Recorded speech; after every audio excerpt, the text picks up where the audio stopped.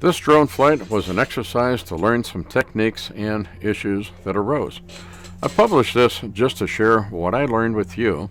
I'm not a pro drone pilot, just an amateur.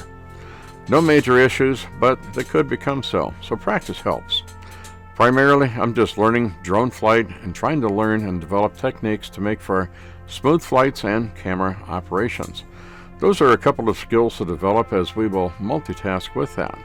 At least 3 things. 1, flight control. 2, smooth maneuvers. 3, camera operation. And you can add a 4th, situational awareness. That is one reason why the FAA wants drone pilots to have a second person who can keep eyes on the aircrafts as the pilot concentrates on the other 3. Now, a couple of things I learned is to keep facing your aircraft. If you are not with the radio antennas pointing toward the aircraft, you could lose signal and control.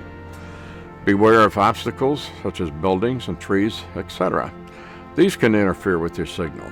A good rule of thumb, as long as you can see your aircraft, your line of signal should be good. So if you fly to high heights as I did, have a flashing collision light on the bottom side of the drone so you can see it, whereas its small size may be unseen in the sky. I use 2 lights, white on the bottom and red on the top. The Lume cubes I use only weigh 4/10 of an ounce or 12 grams each. So 2 lights, you're adding less than an ounce to it. Now these lights can also make birds of prey shy away.